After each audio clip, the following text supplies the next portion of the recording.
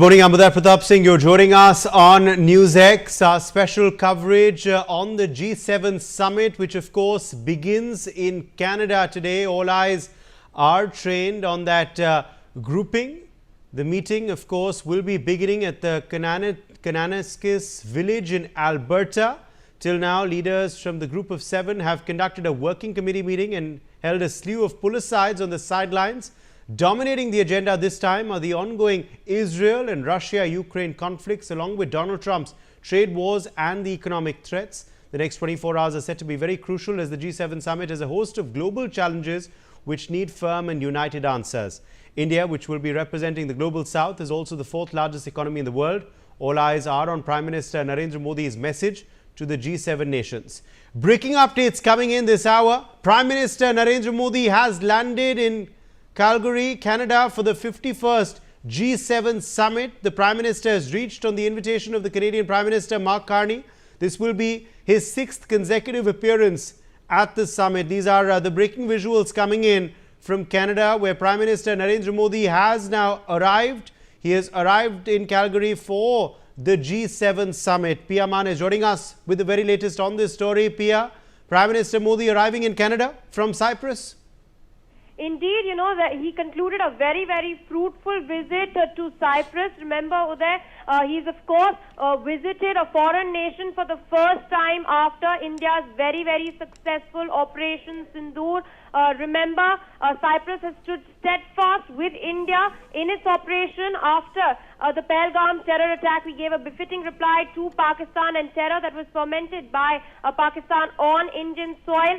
The outcome statement has, of course, now been published. But you can see there on your screens, Prime Minister Narendra Modi has arrived in Calgary, in Canada, to attend the G7 summit. Remember, the leaders of all G7 nations have already arrived earlier in the day. They've held a preliminary working committee meeting as well. There were a slew of bilaterals that were held. Of course, Trump with Carney, Carney with Merz as well.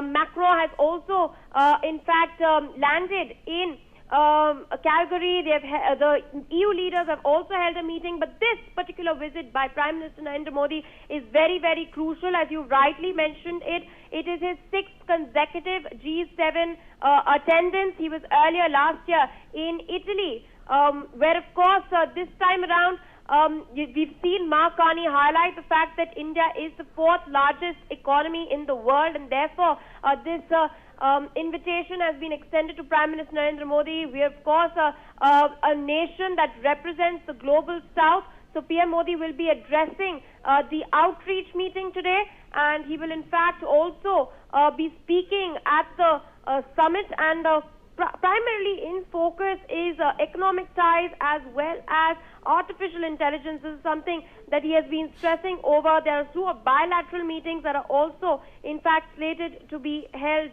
by Prime Minister Narendra Modi over this. This is of course Prime Minister Modi's very first visit to Canada since 2015 and the first after Justin Trudeau's ouster as the Canadian Prime Minister. We did see that ties are very tense between New Delhi and Ottawa, and it slumped to an all-time low after Trudeau had alleged Indian involvement in the killing of Khalistani terrorist Hardeep Singh Nijjar. And India, of course, had concerns with regards to Canada harboring Khalistani extremists and anti-Indian elements, which Trudeau, of course, did not address. Carney now has extended an olive branch. He is stating that both nations are now re-examining diplomatic ties and may take steps to thaw frosty relations. But speaking about Prime Minister Modi's schedule in particular, Uday, you know, he's slated to hold several bilateral meetings over there. He's also, in fact, slated to address the outreach summit. The outreach session is providing a platform for exchanging views and forging collective action on shared global challenges. He's expected to raise the issue of terrorism, as of course we continue our efforts to build international consensus to isolate Pakistan following the recent terror attack in Pahalgam. But of course, greater focus also on peace, security, development. Yes, now let's just come to these visuals as well. Let's just talk our viewers through these visuals. Prime Minister Modi has arrived in Calgary. He's of course got a traditional welcome there, Pia. He's of course being greeted, of course, by our local diplomats. Of course, apart from the Canadian senior representatives who've arrived to meet him, and the other traditional individuals, indigenous individuals as well.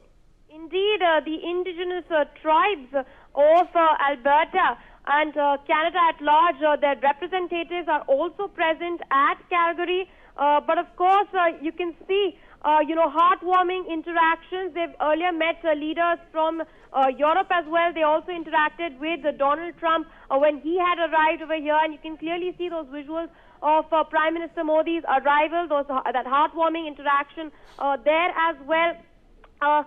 Tsutsina Minor Chief Stephen Crowchild was a part of the welcoming delegation as well. He's also greeted Prime Minister Narendra Modi and several other world leaders. And they're, of course, also looking forward to a lot of environmental themes in particular. You can see Prime Minister Modi has now entered his car over there, and he's, of course, slated to attend the summit later in the day. This is, of course, the latest that we are tracking. These are visuals that are coming in straight from Calgary in Canada that we are tracking at the moment. Yes, indeed. So clearly, of course, Prime Minister Modi has arrived there in Calgary in Canada. He, of course, concluded his visit to Cyprus, after which he has now arrived in Canada for the G7 summit. The Prime Minister, of course, will be attending the G7 summit later in the day, and also will be attending several bilateral meetings as well on the sidelines of this summit. Now, this marks, of course, a big thaw as well in India-Canada relations, Pia. Over the last few months, we've seen both nations expel each other's diplomats. We've seen a freeze in relations, of course, amidst those unsubstantiated wild claims which were leveled by the erstwhile Trudeau government. And this moment marks a big thaw in India-Canada relations. That freeze started, Pia, after the G20, for which Trudeau had in fact arrived in India. And interestingly, it ends with another summit called the G7, where Mark Carney has decided to extend the olive branch and decided to attempt to reset relations between the two countries.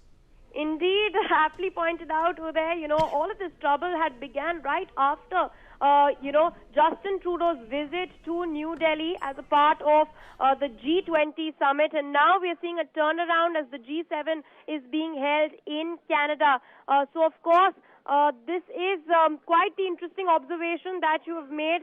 But a lot has taken place in the interim. There we've seen not just wild accusations being heard, but we've also, in fact, seen brazen threats having been made by these Khalistani terrorists on Canadian soil against the Prime Minister, against the Home Minister, the External Affairs Minister, against our diplomats who are serving there as well. So a lot of developments have taken place on this front. We've seen publications, we've seen the RCMP in between also sort of rake up Trudeau's allegations and back Trudeau's allegations and, hurl, in fact, vile insults.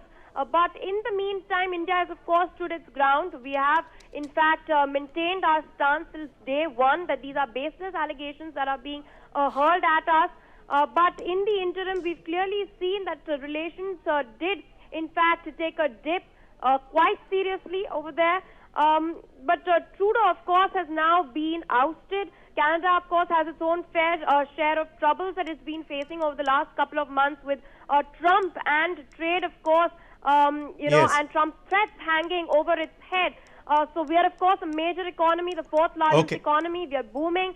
So, of course, there's a big market that they'd lose out on if they do not even attempt to mend ties. But Carney, in fact, even prior to his election, he did, in fact, hint that he would be working with the Indian officials, with India, in order to ensure a turnaround in relations.